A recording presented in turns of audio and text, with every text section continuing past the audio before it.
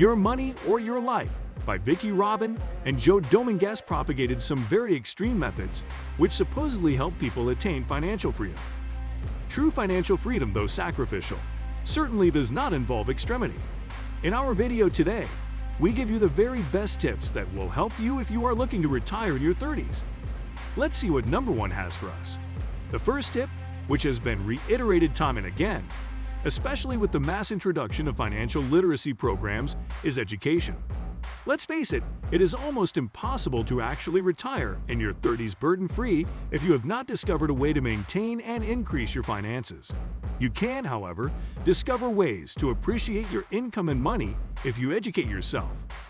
According to research from Thomas Crowley, 85% of self-made millionaires read 2 or more books per month. Asking questions on money and business concepts that you don't understand will go a long way in broadening your horizon. Financial literacy is the ability to understand and apply various financial skills. Statistically, however, it has been proven that very few people know much about financial skills. According to the Organization for Economic Cooperation and Development, people said that thinking about personal finances is often anxiety-inducing because options tend to be complex.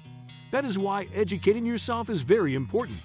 Education helps you understand financial principles like savings and investments, and in a bit, we'll be talking about that.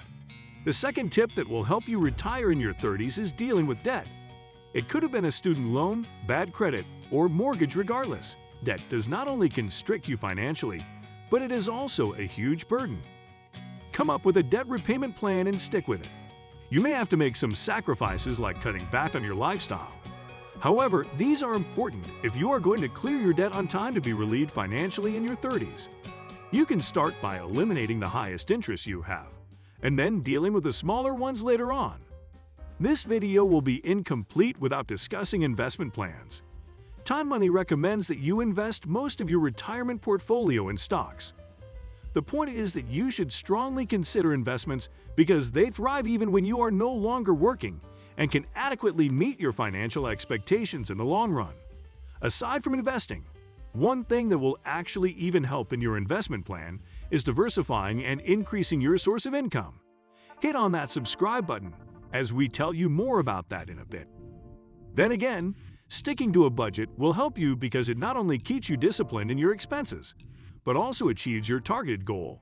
Very few people actually stick to their budget if they have any at all. It is recommended to save at least 15% of your income for retirement. J.P. Livingston, who retired at the age of 28 with more than $2.5 million, suggested that even if you want to withdraw, you should target only a 3% withdrawal rate. Dividing what you spend each year in retirement by your target withdrawal rate helps determine how much you need to retire. Also, finding ways to increase your income will be very pivotal to secure your finances. The truth is, just one source of income cannot cater for your expenses, and that is why most people fall into debt in the first place. Your regular 9-to-5 job provides earned income. The Internal Revenue Service calls this type of work material participation, and it includes any operation you engage with on a regular basis. Regardless, you will have to have multiple income streams if you want to stop working before you turn 40. It can be difficult to decide to retire in your 30s, given how sacrificial it could be, but the above tips are supposed to help you if that is the decision you've made. Did you find these tips to be helpful? Let us know what you think in the comments section down below. We are glad to have come your way. See you next time.